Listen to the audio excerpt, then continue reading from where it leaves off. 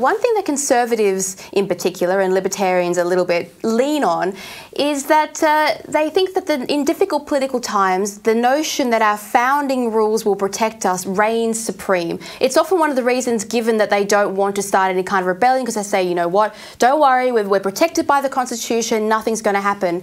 Now, the idea that we have these iron bars built into our democracy to contain our politicians, I'm not so sure that they're actually working that well. I mean, we've lived through the COVID pandemic, you and I, and we saw premiers rewrite the laws they didn't like on the fly like that. And even some of the things that turned out to be illegal later on, where they sort of quietly rolled back all those fines, it was never really discussed. We didn't have any actual protection. Our privacy was violated. Do you think that these are basically paper agreements and really they don't mean much if a politician and a government actually wants to do something and the people give them that authority by saying, yes, we're terrified, please protect us? Well, think of the rules that are in place as the prison structure itself, the walls, the bars, the doors, etc. But you still need prison guards. If the structure were perfect, you wouldn't need a human being there. It would just work and contain those outlaws in the place where you've put them.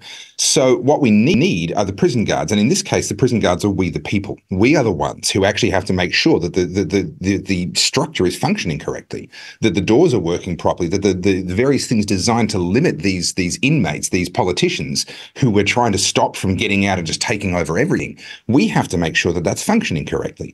So I would say there's different stages. There are times of relative peace where you have a very functional government and the checks and balances are working quite well. And I would say that broadly speaking, the post-World War II era, for probably the first 30 years or so after the post-World War II era, would be an example of where there were certainly some exceptions, but as a general rule, those exceptions got brought into line pretty quickly. People reacted and said, hey, that's not acceptable. And the system did a reasonably good job of holding itself accountable, certainly compared to where we're at now.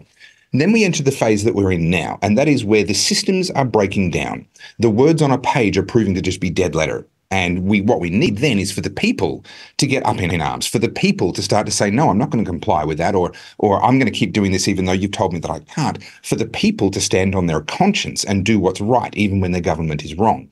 Now, what happens next is if the government continues to exceed its powers, if the government continues to become increasingly all-powerful and increasingly tyrannical as time goes on, there is a point, and we're not there yet, but there is a point where the people actually have to start to get quite serious, where civil disobedience gives way to actual rebellion. And we've seen that historically around the world. We see that in different parts of the world right now.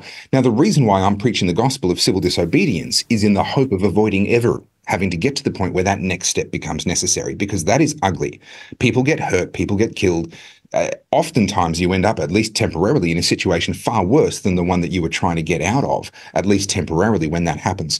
So my mission, as it were, is to get people to use civil disobedience before the structure is completely broken down. While there is still a hope of restoring that structure and restoring those limitations, let's get active, let's get disobedient, as was it the character Mal from Firefly says, I aim to misbehave. We need to have a bit of that attitude about us in order to enforce those limits so that hopefully it never becomes necessary for it to go to the next step.